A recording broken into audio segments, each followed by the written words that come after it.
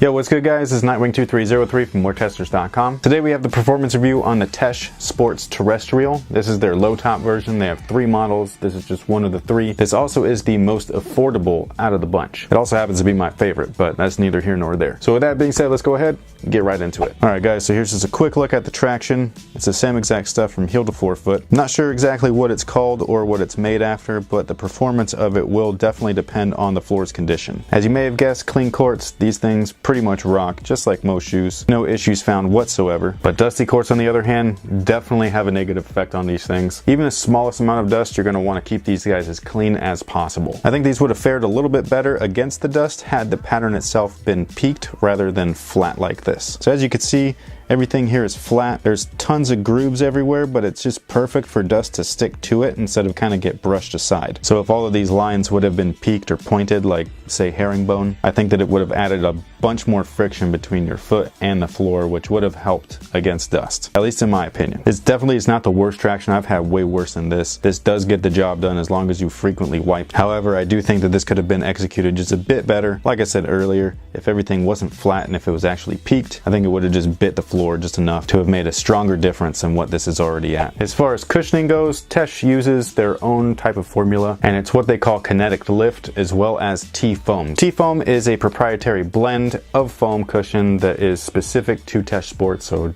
it's just their models that use this stuff. And again, they implement it in what they call the kinetic lift system. The kinetic lift system is a layered system, so you have a bottom layer that's going to be what they call the explosion layer, and then the layer on top of that is right underneath your foot, and that's the shock absorbing cushioned layer. And then there is a third layer, but it's completely removable, and it is their insole. This is what they call ghost foam, which basically is like Ortholite, and this provides you with additional stepping comfort, and this will also mold to your foot a little bit, giving you a custom-like feel. Now what I love about their cushion setup is that, like other foams, it gets the job done and it doesn't get in the way at all. You literally won't notice anything, and that is not a bad thing. The more that you don't notice what's on your feet, the better. If I were to compare it to anything, it actually really reminds me of Peak's branded cushion system, both the Cushion 3 and their dual gradient, because both of those cushion systems do their job perfectly, but they don't do anything to where you're like, oh crap, this is like so bouncy that I feel like I'm gonna explode out the gym. But at the end of the night, you also feel awesome. You're like, holy crap, my knees don't hurt, my back don't hurt.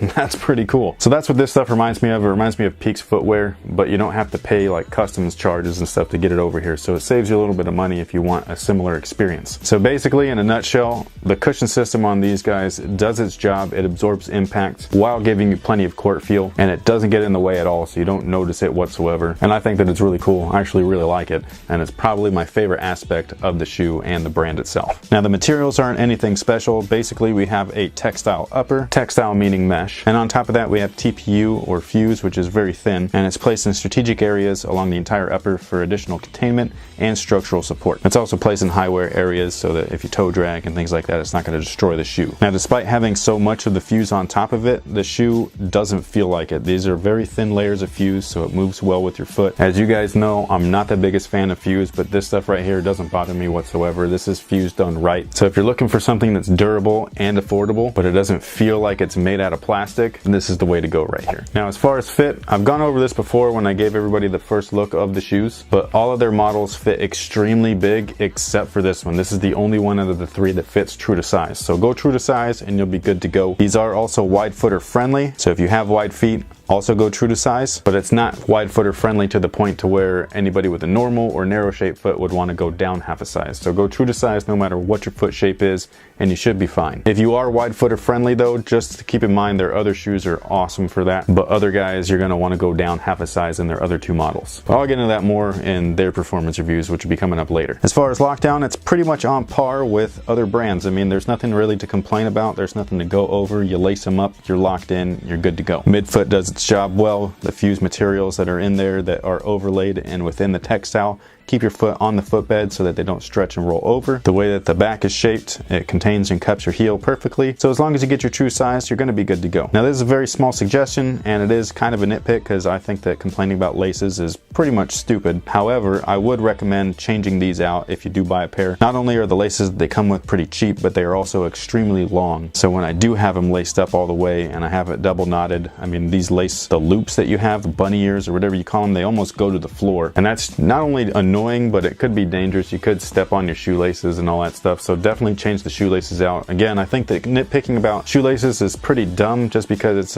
it's a really simple fix, but it's definitely something to note, especially on these guys. It feels like they just threw in like whatever laces are in there, even though this is a low cut shoe. They definitely did not need to be this long, that's for sure. As far as support, everything's pretty much average. There's nothing in here that's going to overwhelm you, and there's nothing here that's going to underwhelm you, but you are going to be covered no matter what, which I guess you can say you'll be whelmed. In the rear of the shoe, you have a standard TPU heel counter, and then you also have an exaggerated midsole here that cups the heel and keeps you in place during lateral movements, much like the Kobe 9. And again, the overall materials and fit that they use also help in aiding in support as well.